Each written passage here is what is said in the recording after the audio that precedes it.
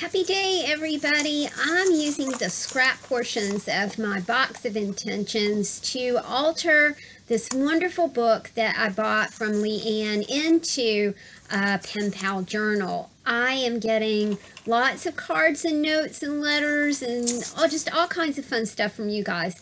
This is my Two Towers journal. I will link to Leanne's Etsy shop so you can check her out. My main mission here this morning is to document some happy mail, but first I need to cover over a failed planning a failed planning project. I'm not good at planning, you guys, and I always seem to falter and fail within the first week of trying to plan. My planning is done in a composition book, and I just don't seem to be able to get out of that composition book to plan. But I also think that we have to find what is comfortable to us when we're planning.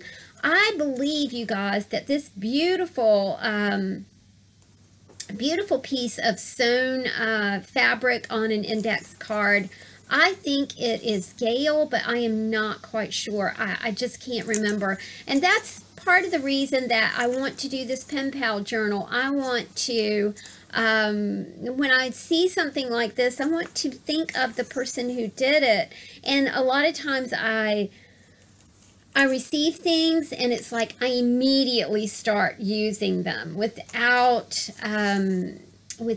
putting anybody's name on them or something like that. And then I want to give credit to that person who did this wonderful piece of art, and it's like, I can't remember. I just can't remember. But Gail does do a lot of sewing for us. She is responsible for those swatch tags that we like so much, you know, with the vintage fabric. So I'm just covering over the failed planner attempt and working on placing some things on this page. This is a sweet note from Donna, and I thought that it would be fun to use that on this page. I'm not sure if Donna sent the rest of the stuff, but you know, again, I'm going to get better at this, and I'm going to be able to take things out of an envelope and put them in my little pen pal journal and know who sent them. And I think that that's my main mission with this, is to know who sent stuff to me. This is a sweet card. It's an absolutely beautiful card. It's a Victoria's Garden card, and it's from Carol. And I'm trying to figure out if I want to paint this page, and I'm like, no, because then I have to drag out the handy dandy heat tool, and that wakes everybody up because it's noise, and my studio is right above the bedroom. I'm an early riser. The rest of the house is not an early riser, so I'll try to keep things quiet since it's like 6:30 in the morning. It's very early. Please pardon my robe. It's been quite chilly here, and I have had to put on my little summer robe in the morning. I love my summer robe because my mama and daddy gave it to me. It's got butterflies on it, and the butterflies are they're like dot-to-dot butterflies. They're really super cool. I am using a 1959 piece of ledger paper for the background for this page, so I can post Carol's beautiful card on it. I am just crazy blessed with super cool vintage ephemera. I love that this is 1959. I was a year old then, and I think it's super, super neat. I do have a good bit of it, and I do want to use it. And here was my thought process. Oh, I shouldn't use that because it's so super cool. I just shouldn't use that. I should just stash it away. Really? I mean, is that the way y'all think too? It's like, good gosh, use it. It's pretty. Don't stuff it away somewhere. I am cutting a circle out. This was a little, I think this was a Take 5 project, and so I'm cutting a circle out. I stamped a butterfly on it. I am really keen on using not the whole image of things. I really do love half images, or you know, the images that are not centered correctly and stuff like that. I find things like that super intriguing. So I'm kind of trying to figure out what I can put on the rest of this page. I do want to use the butterflies. I do like the circle. I need some paper stacks, so I'm going to my box of intentions and dragging out some super neat damask type tissue paper. And I really do love it. And I don't have a whole lot of it left, so that's why I'm kind of trying to. Now, look, see, this is an example. This is an envelope of tiny little pieces and parts that I've stuck away. Do you know why? Because I love them. So I'm just going to stick them away in an envelope, and they're just going to languish, you know, in an envelope. It's not right, y'all. Use your stuff, man. It's pretty. Use it. Stick it on the page. Let's see. Oh, I found some shiny blue. Isn't that pretty? I think it was part of an envelope.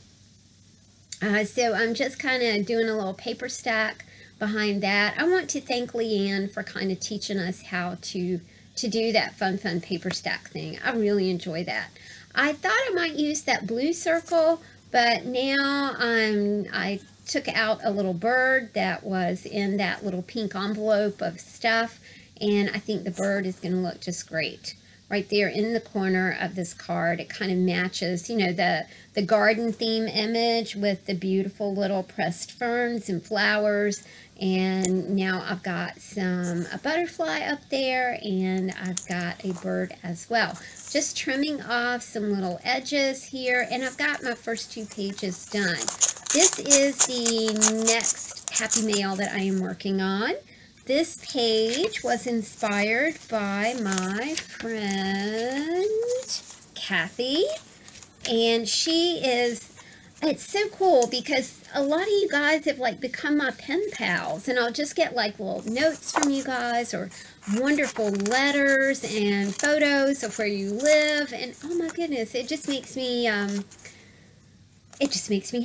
It really makes me just tickled that a little art project has just grown into a friend project as well. I love this card, love the birds, but yeah, I'm going to whack that thing up so I can make it fit on the page, and then I decided to do some tearing. I have a small, tiny little stamp pad that I adore that stamp pad. I think it came in a distress kit, maybe, from Making Memories or something like that. But I am taking that little pad and just running it along the edges of this pretty little bird image from the card. I start trying to do like a belly band, and then I'm like, you know, I don't know if I want to do that or not, and I'm just thinking about it here. I'm thinking about an expanded pocket, and then I'm thinking, no, probably don't want to do that. I'm trimming it up to see if I do want to use it, and I'm thinking that might work for this, but you can see that I changed my mind pretty quickly about it. I'm searching for paper to cover up the rest of my failed planning thing here.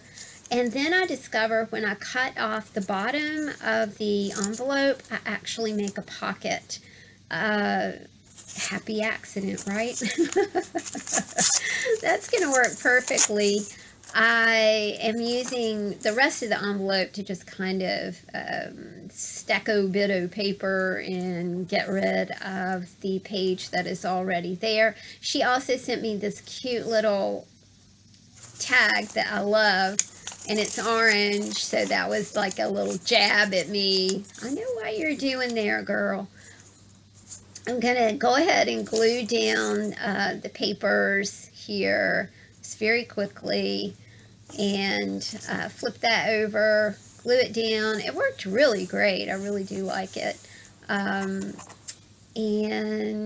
adding a little more. No, I decided not to do that. You'll see what I do to cover up the rest of the planning stuff.